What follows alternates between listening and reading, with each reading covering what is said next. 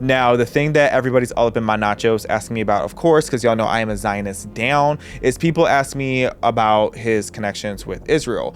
And I'm going to be so honest, I could totally see Jeffrey Epstein having some dirtier Mossad connections. Hey cousins, welcome back to the show. Today we are going to be discussing the Jeffrey Epstein files. Now, it is relatively breaking news that we are less than 30 days out from potentially receiving the files. President Trump has now signed off on releasing the Epstein files, which has been heavily demanded.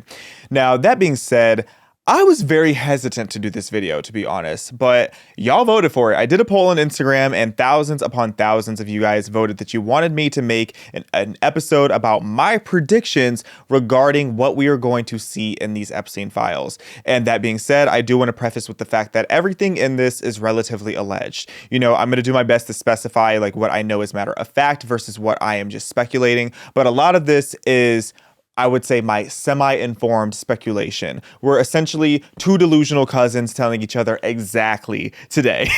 But I think it is worth, trying to just game plan and prepare mentally for like, what is this going to look like? We're in the age of information, as I like to call it. And right now we are potentially 30 days away from getting some of the most groundbreaking information or something that could be a colossal disappointment. So we're going to get into all of it. I would love to know what your guys' predictions are as well. So be sure to let me know in the comments and the chat what you think is or is not going to be in these files. Y'all know the vibes. Be sure to like, comment, share, and subscribe. Welcome to Respectfully. All right, cousins, first and foremost, what I don't think we are going to see in these files is I don't think that we're going to see anything that's incriminating against President Trump. If President Trump were guilty, the Democrats would have campaigned all over that, and that would have been exposed, at least that portion of it would have been exposed a long time ago.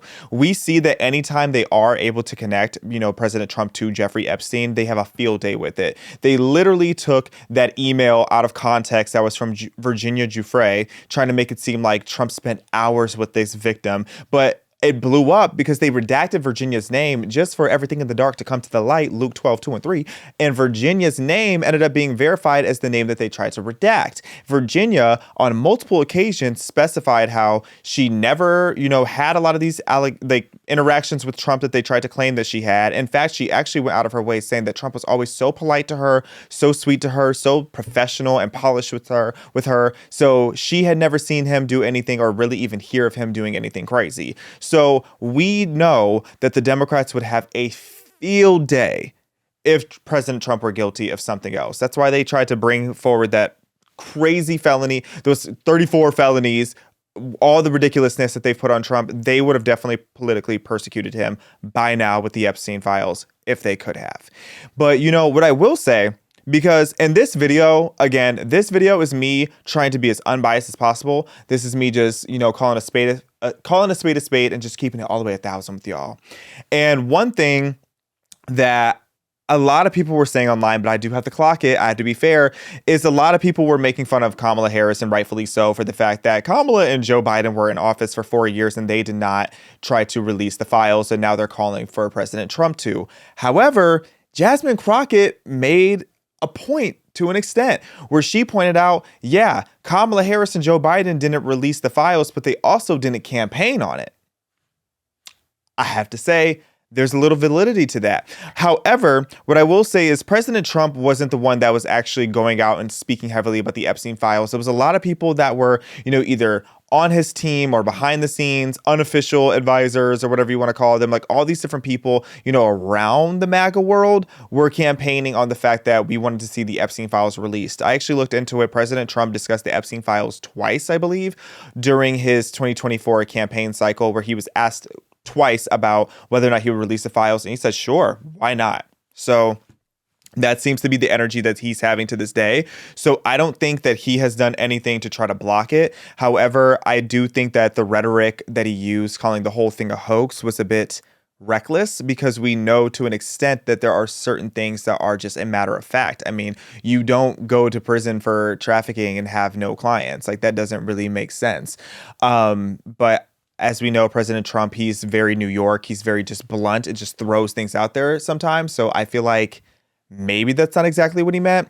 But, another thing I want to point out is Kash Patel recently, I believe, was speaking to Congress when he said this. And I wanted to play him in his own words. And this is our FBI director. None. If there were, I would bring the case yesterday that he trafficked to other individuals. And the information we have, again, is limited. So the answer is no one? For the information that we have. In the files? In the case file. Okay. As he says here, that there is no, and this is FBI Director Kash Patel, shout out to Kash, friend of PragerU. He points out the fact that there is no information currently in the files that point to minors being trafficked to other people. And I want you guys to take his words very literally in what he's saying here. People are trying to be like, oh, Kash is acting like there was nothing that happened with Jeffrey Epstein. And that's not what he's saying. What he's saying is we don't have the receipts of that. And we're going to get a little bit into that later in this episode where I want to talk more about just like the erasure that's happening here. But I do believe Kash Patel is telling the truth that they may not have evidence of the specific thing he's talking about. Minors being trafficked to certain people. I can believe that there's no, just list. I highly doubt Jeffrey Epstein just kept a literal client list of, this is my book of business.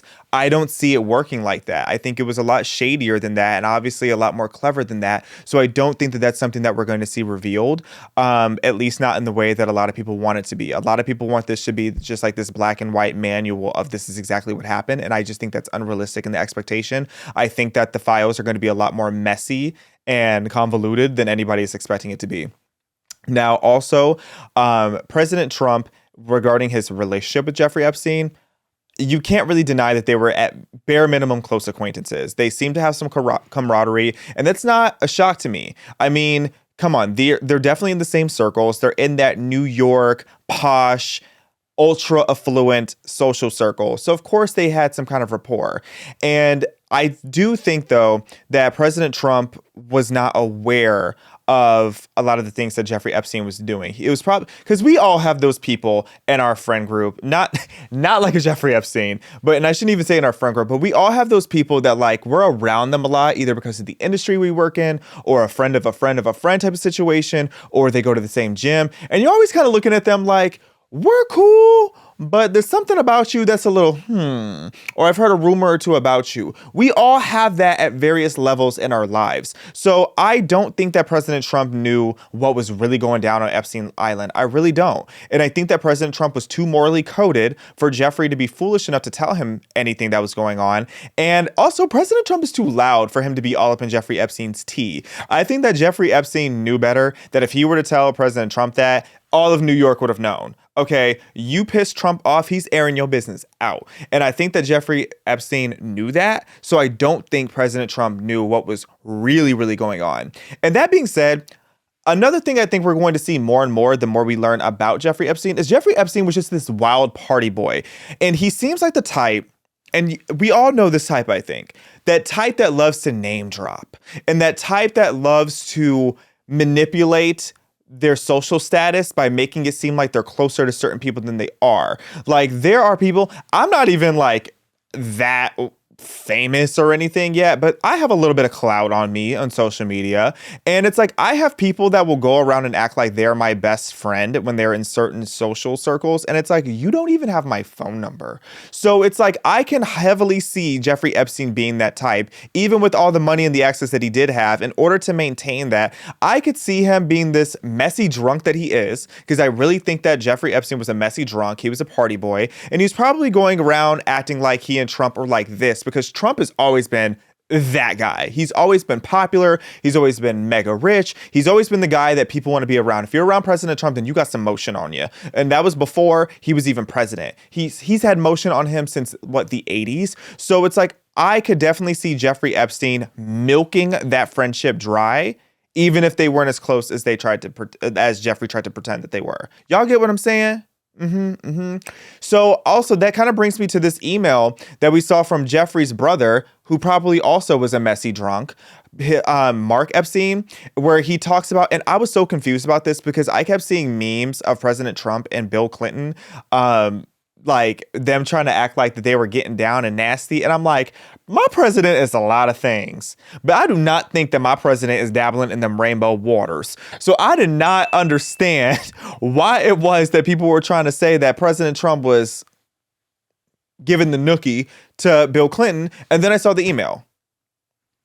Do we have the email? Yes, we do. So basically, this is from Mark Epstein, Jeffrey Epstein's unserious brother, talking about some Donnie T. You mean Donnie T in capital letters? See, this is exactly what I'm talking about. This, to me, considering that's from Jeffrey Epstein, he seems like the type of person to overly gas up the relationships he has to people of high caliber. You know what I'm saying, y'all? If you really think about it, because you have to remember, these are human beings and they have human nature. I really think that Jeffrey Epstein was the type to overexpose and overexploit the relationships that he had with certain people. And Donald Trump certainly is not going to be an exception of that. So he talks about you and your boy Donnie can make a remake of the movie Get Hard. First of all, insane. And who calls him Donnie? I know a lot of people that are very close in the Trump world, and I've never heard them going around calling him Donnie. Okay, so y'all are making faux nicknames for this man. I don't think that y'all were as close. I don't think that Jeffrey Epstein and Donald Trump were nearly as close as people are trying to make it seem. I think that Jeffrey Epstein was low-key using Trump for clout, if we're keeping it all the way 1,000, and was probably trying to get dirt on him, if we're being real about it. He was probably trying to get some tea on Trump, and that's probably why he was trying to get around him so much. But then it goes on to the end and says something like, where is it?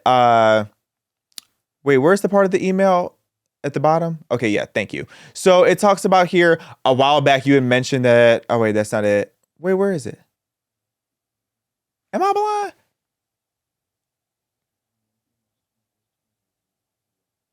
Oh, there it is. I am blind as a bat. Y'all know, even with my glasses, I'm blind as a bat.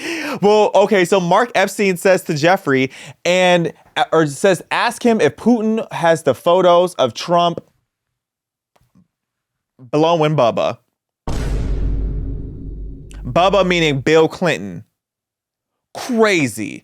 Anybody that is close to President Trump is not going to be talking like that. And your brother isn't going to be talking reckless about him either. So yeah, that being said, this type of situation and this type of correspondence and discourse tells me everything I need to know about Jeffrey Epstein and the circle of people he came around him. I think that Jeffrey Epstein was a messy, drunken party boy. I think the people around him were messy. The only person that I think around him really had their wits together was Ghislaine Maxwell.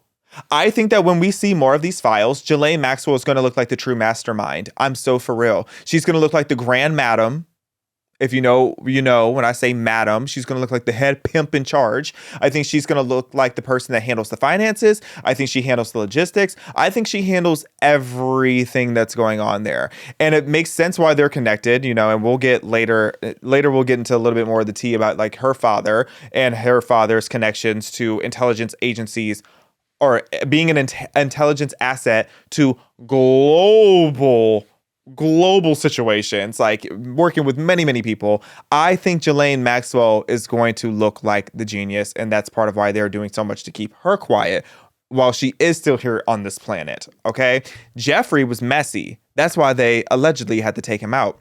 Now, something that I do think is going to come forward in these files, if we really get the files, are the finances. I think the finances are something that don't get talked about enough when we talk about Jeffrey Epstein. Obviously, we were talking heavily about the trafficking, but we need to figure out how this all worked, because it's very bizarre to me how this man came into such uber wealth.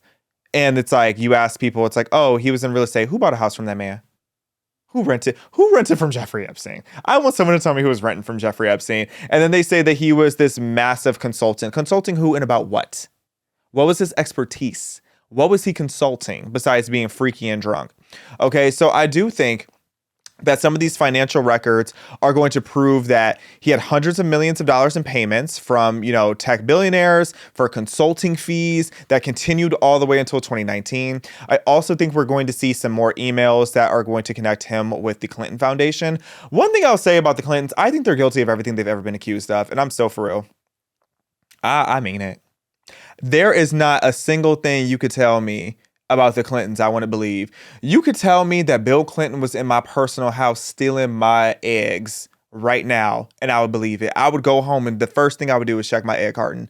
You can't convince me nothing. You can't convince me that these people aren't guilty of everything. Okay? I'm so for real. You could tell me that Hillary Clinton was stealing my bath water, and I would go right now to check my cameras. That's how disgusting I think these people are, and how low down and how petty I think these people are. They are guilty of everything. that they are alleged in my book. Now, I do think that we're going to see that there were some large donations made in exchange for State Department favors during Hillary Clinton's whole tenure as Secretary of State. I do think we're going to see that. I hope if they actually give us the real information, but that will, realistically though, I think that's probably redacted. I think that's probably going to be redacted. But if we did actually see the thorough files, I think we would see that.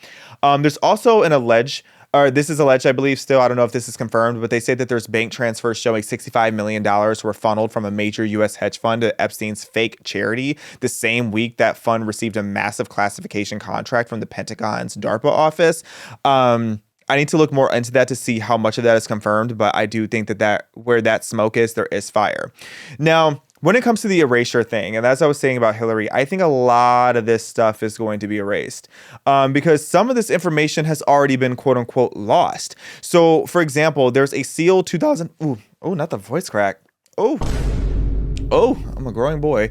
So a sealed 2005 Palm Beach police report named a British royal as having participated in the abuse of a specific 14-year-old victim on multiple occasions. And this was allegedly corroborated by DNA evidence that was lost. So that tells me already with the type of situation that we're working with.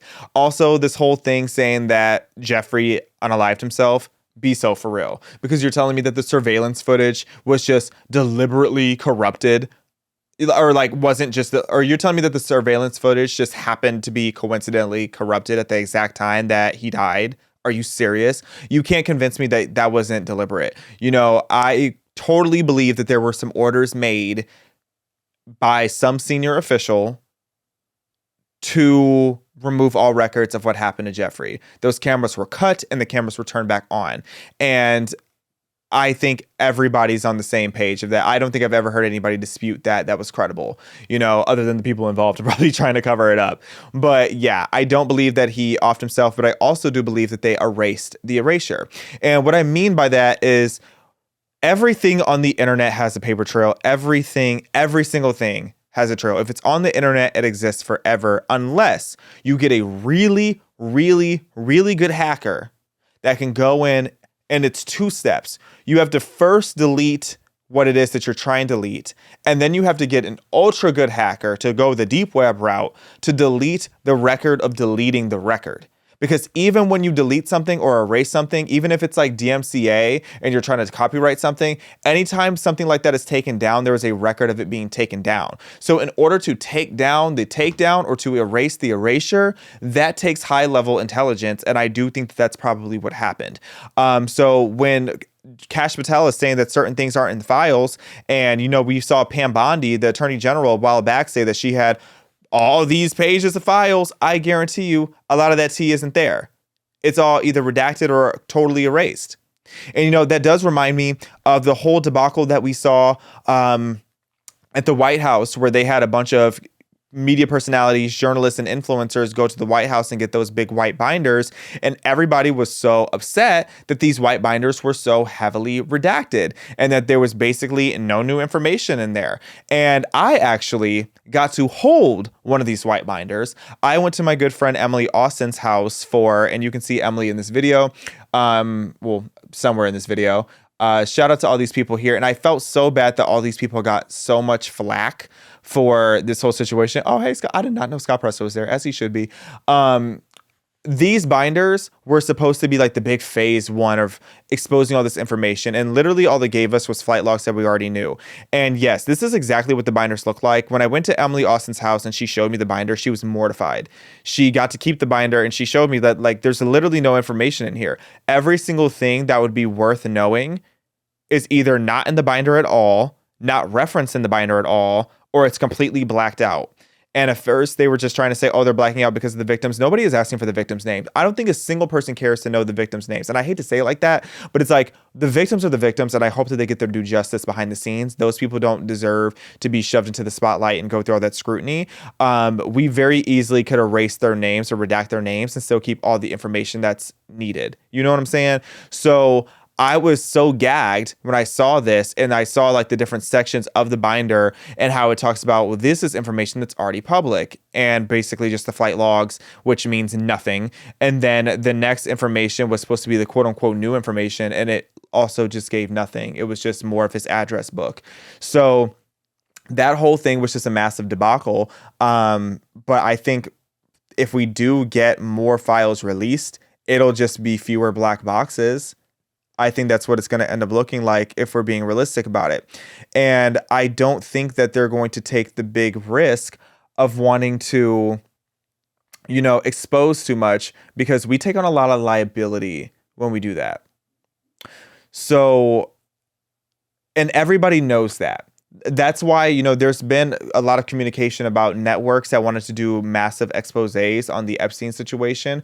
And then what happens every time is the parent company of these organizations ends up getting, cracked down on and getting personally threatened, either with the release of probably their own compromising material, or maybe their lives are being threatened. So if that's happening on an individual level, imagine what would happen on a global scale if we expose everything that is going to be in this book. I think everything is going to be, I think it's going to be lackluster. I'm trying to give you guys both the perspective of what I think would be in there and what I would hope is going to be there. But you have to remember, Jeffrey Epstein's entire job was basically to get dirt on everybody. His sole purpose, I feel like, outside of just being this messy party boy, was trying to see what dirt he could get on people for powerful people. It is actually alleged that he has a ledger titled insurance policy where he lists 180 names with dollar amounts next to each person, including multiple Federal Reserve board members and CEOs of the largest asset management companies, on earth. I don't think that's something that they would ever give us. I don't think that's something that's formally written down either. I think it's more something that he had just as like a hypothetical if he ever needed to put it together. But he was so messy, maybe it did. But if they did, there's definitely been somebody powerful enough to get that erased. The other part of it is, there's an allegation that in 2015, there's a recording of Epstein boasting to an unnamed prince that he had dirt on half of Silicon Valley, and which is all like the tech billionaires, and saying that he had it stored in an offshore vault, which I could see that happening. And that included evidence from everything from widespread tax evasion, which they're all guilty of, and child exploitation, which a lot of them are guilty of. And I do want to point out on that, we talk about like the bridges being burned. Some of the people that we would probably be burning are the likes of like the royal family in the UK. And just so you know, if you don't know, they're the royal family of the entire Commonwealth. It's more than just the UK. There's a lot of countries that they are the royal family of, and we would piss off a lot of powerful people around the globe. But when it comes to specifically that allegation of the 2015 recording, what's interesting about that is if you look at the communications, most of the conversations that Epstein had regarding, or like with Prince Andrew or the kings and queens, all these people in the UK, those were mostly earlier ties. So that was earlier in his messiness and hoodrattery. The type of people he was talking to later in his life are people like, the princes of Qatar and Saudi Arabia, which how many times do I have to keep telling you guys, we are not taking the threat of radical Islam seriously enough. And if we're keeping it all the way 1,000, we have also seen that there is a lot of pedophilia that is going on in radical Islam. It's in the Quran and it's in the Bachabatsi practice, if we're being real about it. So I could see it. I could see it being real. And that being said, we would piss off a lot of very powerful Islamic leaders as well as powerful people in Western civilization. So it would be everybody mad at us if these files really did come to light. So I predict that they're not going to give us that information. But if they did give us that information, I do predict that the backlash would be just insurmountable, just like unfathomable how angry these people are going to be at us. Because every prolific person that you can probably think of was likely mentioned in the files to some capacity. Although I don't think that a lot of these people are guilty of anything. Because For example, we talk about this with the Diddy parties. Diddy threw parties every week, basically. If you were around and you were in that social circle or even adjacent to that social circle, you were at a Diddy party at some point. The Diddy parties that we all talk about and the Diddy parties that were happening on a weekly basis, those are two completely different situations. And I do think it's the same with the Epstein Island. If I got invited to go to some bougie party on an island and I get to take somebody's private jet there, yeah, I'm going.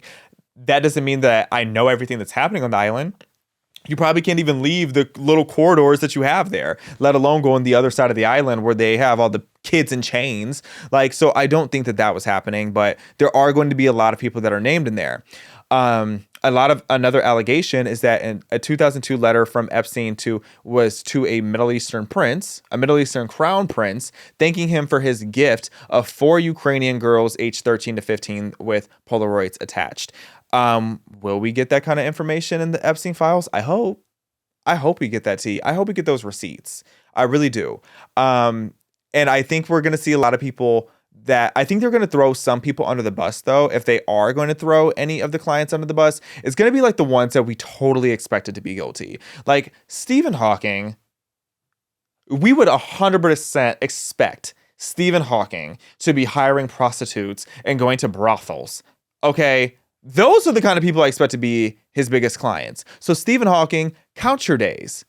Count your days, Stephen, because we have an eye on you. And I've always had a bad feeling about that man. If I may interject, Okay. I think Stephen Hawking, he's dead. Stephen Hawking is dead? Yeah, he's been dead since 2018. I stand behind what I said. Count your days. Count your days. He's been dead for a while. Okay. I believe in an afterlife. And I think Stephen Hawking is still going to get what's coming to him if he's not already. I'm not going to say that Stephen Hawking is in hell, but if the allegations are true, he might be. Count your days, Stephen Hawking. I've always had suspicions about that man. R.I.P. to that man. I ain't gonna say what the P stands for. Now, another alleged thing that has went on is that they say that there's a hidden camera clip somewhere of inside of Epstein's New York mansion showing a world famous pop diva snorting lines off a minor's stomach while Epstein films and narrates. I believe it 100%. And they might throw somebody like that under the bus. My prediction is that it's Madonna or Kesha. Could it be Lady Gaga? I couldn't really see it being Gaga. I don't think it's like a Beyonce or Rihanna. I don't think they would be that messy. I also don't think Beyonce touches Pepsi. But I do think that if I had to predict, I would predict that it's Madonna. Madonna seems like she gets down with the witchcraft, and I respect that she goes and that she has started some hospitals in Africa. But if there's one thing I've learned is that always squint when people do massive philanthropic things like that. I hate to say it like that, but a lot of these people start these organizations and orphanages and charities and hospitals, and they are trafficking. They're either trafficking or they're exploiting something, or there's some kind of blood money that's going in those nonprofits, because nonprofits get away with a lot of stuff. PragerU would never, though. PragerU is an amazing 501c3 nonprofit that's actually changing the world for the better. But that being said, Madonna, I could totally see those allegations being about her, especially just knowing like the age alignment and all that situation going on there. But of course, it's beyond just celebrities. We're talking about potentially Supreme Court justices, Nobel Peace Prize winners, famous scientists, at least 2 individuals who later became 3-letter agency directors. I could see it all. And I think they're only going to allow their lowest hanging fruit to be the ones that get exposed. Now, the thing that everybody's all up in my nachos asking me about, of course, because y'all know I am a Zionist down, is people ask me about his connections with Israel. And I'm going to be so honest. I could totally see Jeffrey Epstein having some dirtier Mossad connections. And here's the reason why is because, and no, that doesn't make me view the entire country or the entire government as Israel as shady, because I love America. I'm pro-America to the core. But that being said, I know there's a lot of corruption in America too. There's no such thing as a nation in 2025 that doesn't have corruption. Okay, so any of these intelligence agencies, in order to get their information, sometimes they have to do dirty tactics. And I'm not justifying it at all, but I totally could see there being some kind of arrangement of like, hey, Jeff, we have we have all the tea on you. If you go ahead and give us some of the information of these shady characters or these people that we need to make sure we have a little blackmail on, we'll, have some kind of exchange. You cannot convince me that's not happening in America. So you also can't convince me it doesn't happen with Israel, Qatar, Egypt, UK, France, especially France. All these countries have some. Don't even get me started about China. So it's like, I guarantee you, he has connections all over the globe with this dirt that he had. His entire business model seems to be collecting dirt on people. So it would not shock me at all if he had some kind of link to Mossad. So yeah, I acknowledge it, but I also acknowledge that he had global intelligence connections everywhere. Okay? That's what he did. That was his job. He was a dirty player in a dirty game. So I could see some of that coming to light. And I hate to say it, but they might have that in the files. It might be there. There's probably something. I mean, all you have to do is put the letter I in the files, and people are going to run on Twitter and blame Israel for all of this. But I think it's very naive to try to put this all over Israel. But I will say there is allegedly audio of a former Israeli prime minister explicitly instructing Ghislaine Maxwell to get something usable on a specific U.S. president during an upcoming fundraiser. That has not been confirmed, but I could see that being true. It doesn't shock me.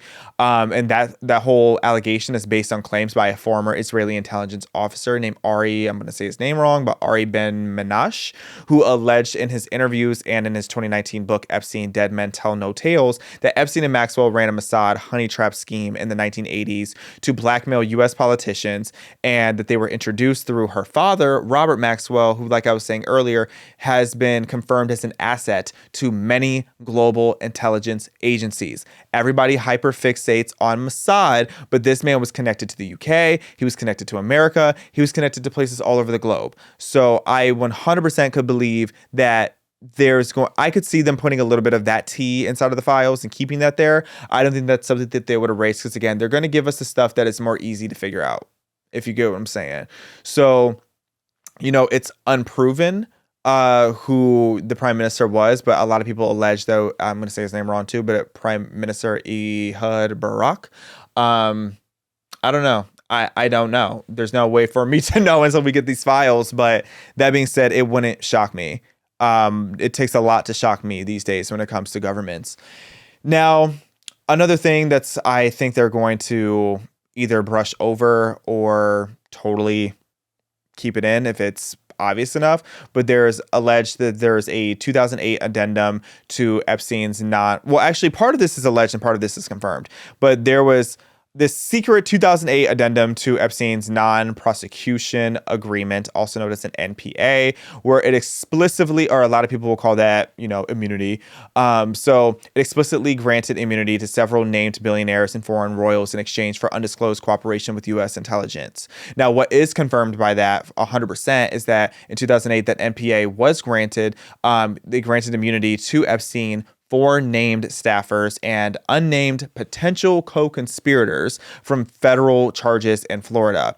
Now, the part of that is speculated is everything beyond that. So it's like, we don't know if they were billionaires and royals, and we don't know if this was for intelligence cooperation and exchange. But I think any educated guess is going to tell you that that's the truth. Any educated guess is going to tell you that is the case. And because that is so documented, I could see elements of that being in the files, but I don't think that they're going to name any names. They're going to keep that as unverified and undocumented as possible. And that, cousins, is pretty much my predictions. I hope this was what y'all wanted. I hate to say that I can't give you concrete predictions, because the thing is again, I'm giving you a combination of my predictions of what I think happened, as well as what I think is going to be cut out. And y'all let me know what you think. Am I reaching, or do I have a point with all these? Are there any, big things that I missed that you guys are expecting to see in these files? And do you think that it's just going to be heavily redacted? And if so, what is going to be the backlash? Be sure to like, comment, share, and subscribe. Thank you for tuning in to Respectfully.